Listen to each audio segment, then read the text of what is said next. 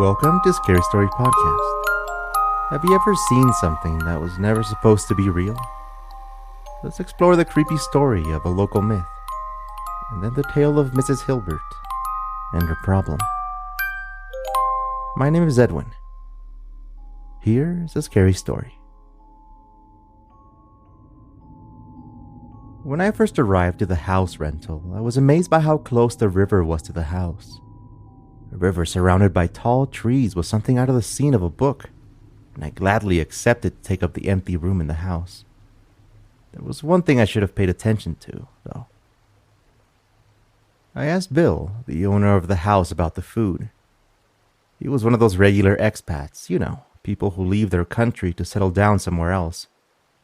Typically, they're retired workers looking for something a little more peaceful as they get older. Bill fit the description perfectly. A man from Australia who bought a house to live in and another house to rent, both right next to each other. He told me that there was an outdoor food market nearby, a short walk along the river, that there was a good chicken place around the corner. But that was all there was. So over the next few weeks, I simply started exploring, daring to go a little farther down the road along the river, telling the few people I knew that I wanted to try new foods. But I knew I was secretly hoping to find a really good burger or something more familiar to me. But my search worked, because soon I found a man with a cart who sold chicken on a stick and fries. Then I found a place that sold fish soup with sides of banana chips. Eventually I found salads, fried rice, and yes, burgers. My friends back home all asked me why I simply didn't cook things at home, but I did. I learned to make lots of things while I was at that place, but cooking for one gets boring real fast. Dirtying up all those pans and plates and spending an hour for something I could have picked up in 5 minutes was the way I justified it, though I still cooked breakfast and lunch most days. I have to say, I started cooking at home a lot more after an experience that I still can't explain while I was living there. At around 7 or 8 in the evening, I would start smelling the scent of charcoal in the air. Whenever I cook outside at a barbecue or a bonfire, it takes me right back to those days, in the mountain city in Ecuador. I think back on the rainy nights and the walks along those long dirt roads along the river. I also think of the construction site that never finished or progressed the entire year I spent there. I think of the skewers roasting over a fire and the smell of those potatoes and chopped parsley. But along with those thoughts, I also get vivid reminders of the night walks to grab a snack and the reason why I started believing in other worldly entities. There was an alarm, though more of a beeping sound coming from an empty building of about 5 stories, maybe to keep burglars out. But it would beep following no specific pattern at all. Those beeps and the sound of my boots against the gravel and dirt were the only accents against the sound of the river. It was strange walking around there in the pitch-black darkness, where the only way to know that the river was there was to take out your earphones. Those beeping sounds were annoying, and I often wondered how people were able to live with it, beeping all night. I couldn't really hear it from my room, so that was a plus. Whenever I stepped outside, there it was. I'm not sure if any of you do this, but there are certain things that I find haunting and calming at the same time. Night walks are one of them. But so is stepping into an abandoned place or looking at pictures of foggy forests and abandoned cabins. Being in a new place with lots of things to explore gave me that chance to set my thoughts straight. But this one night, I didn't know exactly what I was doing. I was deciding between the man who sells French fries and chunks of sausage in a bowl, and the restaurant that sold roasted chicken and, again, fries. People loved fries over there. So I was excited when I saw a woman walking along the river with a huge basket by her side. I was close enough to see that she was not walking very fast, but far enough so that I couldn't see the shape of her head. I had seen women with those baskets, and they usually sold these cheese sandwiches. They would also give you a cup of coffee with it if you asked. So I picked up my step to get closer to her and maybe grab myself one of those things she was selling. When she turned the corner, she was hunched over, like severely so. and she dragged her shoes against the dirt as she crossed the street. Rice for dinner again wasn't that bad, I remember thinking as my attention went back to the dirt path along the river. But that's when I noticed something else. The woman's silhouette stopped moving and simply stood there, in the shadows of the corner of the street that led to places I hadn't explored yet. I thought she was about to set up shop there and wait for customers to try her sandwiches. So I crossed the street and I tapped the pockets of my pants to check for coins. But the woman hunched even lower and walked into the dark street. I could hear her leather shoes against the gravel as she stepped away until she stopped suddenly. As soon as I got to where she used to be, she would have been 2 or 3 steps away, since the sounds of her footsteps simply stopped. But I couldn't see around the corner. But I was expecting her to be there, to see that woman and her basket standing right there, sandwiches ready in their paper wrappers. But no. There was nobody there when I got to the corner. I looked around briefly before crossing the street and continuing straight. She was still on my mind when I grabbed the plastic bag with the bowl of fries to take back home with me. Once I got to the end of the street and close to where I was staying, I looked back to the road, wondering who that old woman had been and where she was going. Had she been afraid of me? Later I found out that I should have been afraid. Because not long after the sighting of that woman, I asked one of the waitresses at a coffee shop about what the women with the baskets sell. And she said that people didn't do that anymore. But they used to sell cheese buns and other breads, and asked me why. I explained what happened with me and the woman walking along the river. And when she heard my story, her eyes opened wide as she called some of her other co-workers. They asked me what she was like and where I had seen her exactly.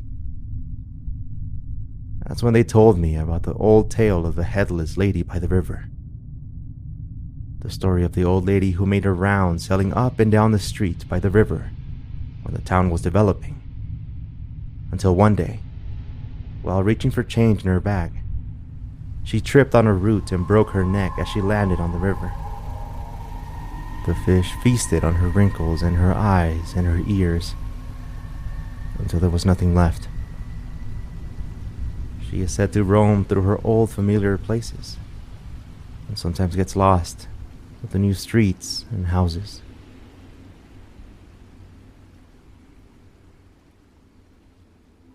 The next story is called Mrs. Hilbert.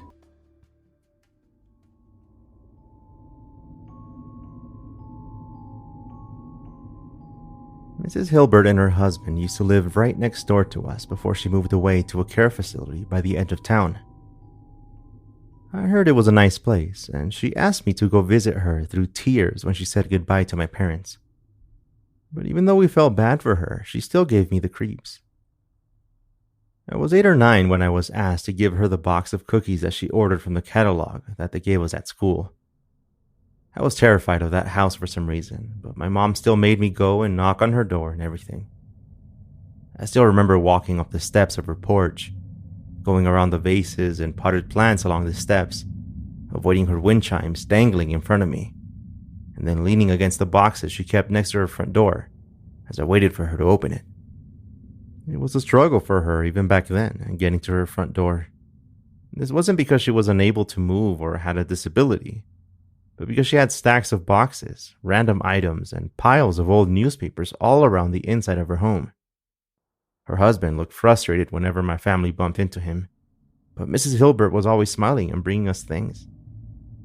When I took the box of cookies to her, she looked at the box and smiled, then asked if I was going to throw the plastic bag away, the one I used to bring over the box before I took it out. I told her that I didn't know, but just like that, she snatched it from my hands and asked me to say hi to my parents for her. Then she disappeared back into her mountain of stuff. She left the front door open. I figured she was simply going to come back out. Mrs. Hilbert had a problem. She had too many things. We grew up next to her, and one time I asked my parents about what was wrong with Mrs. Hilbert. But Mom explained that she was sick and that she would get help on her own, but that everything would be okay. I remember her yard being somewhat clean, well, compared to what it looked like now. She had lots of children's toys also, like that shiny red wagon toy that I always wanted to use, but instead I saw it grow rusty as the years passed and even more things seemed to accumulate around it. At one point, she had a wading pool. She had a scooter and a couple of swing sets. It was incredible. And for some strange reason, Mrs. Hilbert seemed to grow happier. And Mr. Hilbert started to look sick and angry. Mom used to tell us not to ask too many questions and to let people be themselves. So we just sort of ignored the neighbors unless we bumped into them outside. Like when Mrs. Hilbert walked out with her enormous nightgown and hairnet, and she went to get the mail or a package out in the front yard. Those brown boxes that you just knew would live forever out on the front porch, until they would get crushed by even more boxes, continuing the cycle. But it was years later, when I was about to go to college, when everything became too much.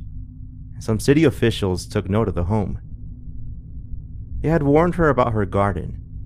I had been outside when they came out and told her that she needed to clean out the front yard or face a citation.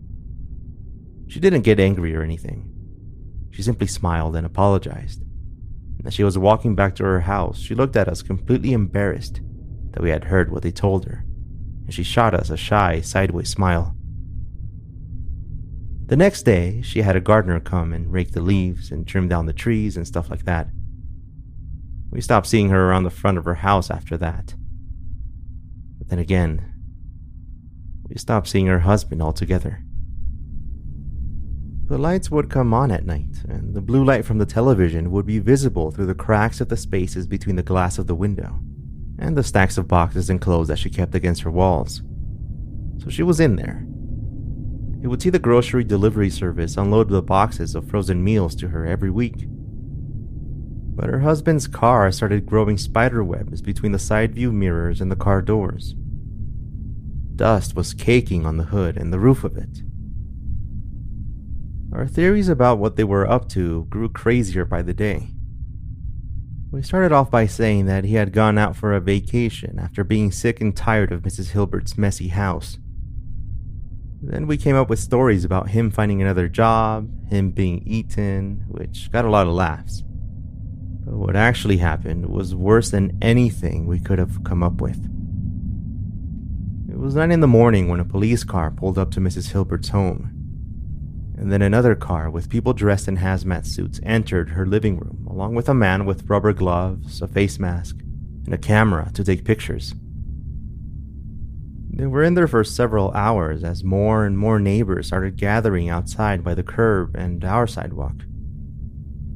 Mrs. Hilbert came out and stood by the stack of boxes, her hands covering her face. A red fire truck pulled up with calm firefighters with a saw and other heavy tools. They broke one of the windows and threw some of the boxes out.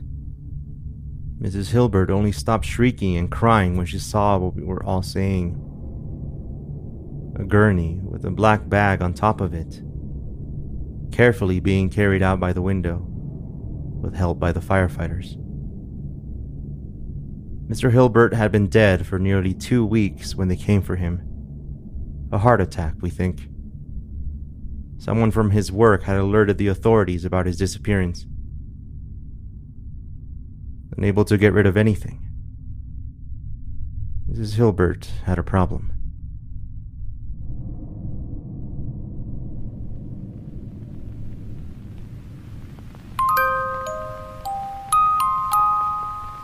Scary Story Podcast is produced by me, EDWIN. Be sure to check out scarystorypodcast.com to sign up for free notifications of new episodes via email. Find out how you can get in touch via the link in the description of this episode for our Discord and social media accounts. Once there, you'll also be able to find official Scary Story Podcast shirts, hoodies, and stickers, and you can also find a link to my Patreon if you want to help support the show and get cool stuff at the same time. And also, don't forget to click follow right now on your podcast player. Until next time, thank you very much for listening.